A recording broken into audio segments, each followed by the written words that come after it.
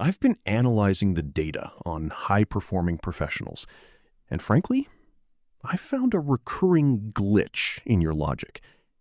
You see, you think feeling like a fraud is a red flag, but it's actually the primary evidence of your evolution. I'm taking you through the investigative steps right now to prove that your self-doubt is actually a forensic marker of high-level achievement.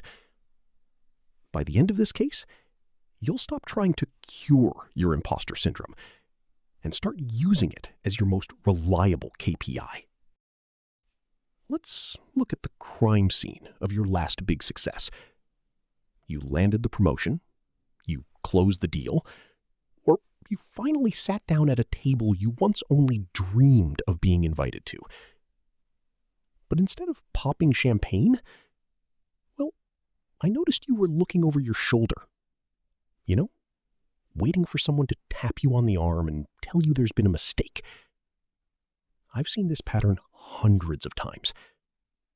In the world of high performance, we call this the imposter glitch. The logic you're using is flawed. You're telling yourself that if you were truly qualified, you'd feel confident. But I've decoded the data, and it shows the exact opposite. Confidence is a lagging indicator.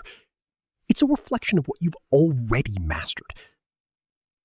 When you're actually growing, really pushing into a new tier of your career, you're operating in a space where you haven't built a track record yet. Therefore, your brain, acting like a cautious security guard, scans the room and realizes you don't belong here based on your past data. It triggers the fraud alarm not because you're failing, but because you've successfully breached a new level of excellence. Think of it like a forensic investigator looking for fingerprints. If I find your fingerprints on a safe in a room you've never been in before, well, it doesn't mean you're a criminal. It means you've gained access. That feeling of being a fraud is just the friction of your old identity rubbing against your new reality.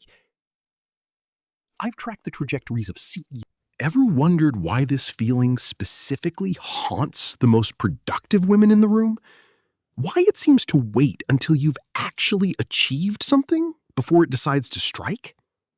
Well, we're looking at what I call the success-stress correlation. It's essentially a psychological tax on high performance.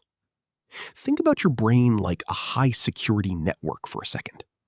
For years, you've operated within a very specific comfort zone of expectations, right?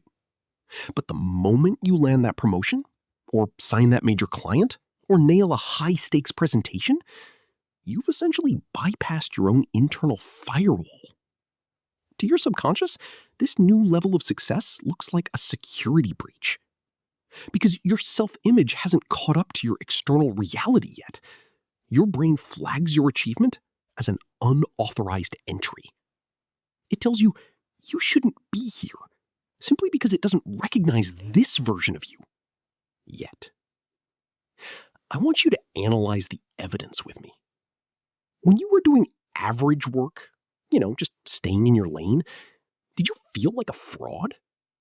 Likely not. You were safe because you were predictable. The fraud feeling only appears when you are growing. It's basically the shadow cast by your own light. But that's not even the craziest part of this investigation. If you were actually a fraud, if you truly lacked the skills to be where you are, why didn't you feel this way back when you were doing average work? Why does the feeling only intensify the more successful you become? We're digging into a fascinating glitch in human hardware, and there's one specific detail about your fraudulence that everyone seems to miss. Let's look at the forensic truth of this case. You see, imposter syndrome is actually just a lagging indicator of your growth.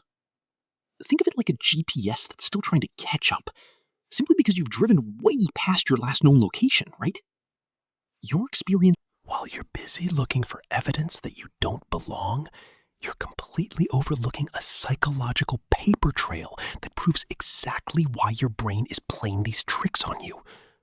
There is a specific reason why your mind chooses fraudulence as its primary defense mechanism. And it all leads back to a phenomenon we call the high achiever's blind spot. To close this case on your imposter syndrome, and it is a case we're closing today, I'm handing you a tactical solution I call the Recalibration Blueprint. This isn't a warm and fuzzy pep talk. It's actually high-performance logistics designed to override your brain's faulty wiring. Step 1 is the skill audit. You see, think of this as collecting forensic evidence. I want you to list the 3 specific tasks that currently make you feel unqualified. But here's the rule. You have to identify the data, not the emotion. If you feel like a fraud while leading a strategy session, just ask yourself, did the team fail to follow the directives? Was the objective missed?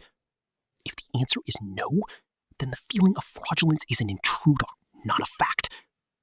Your brain is trying to convict you without a shred of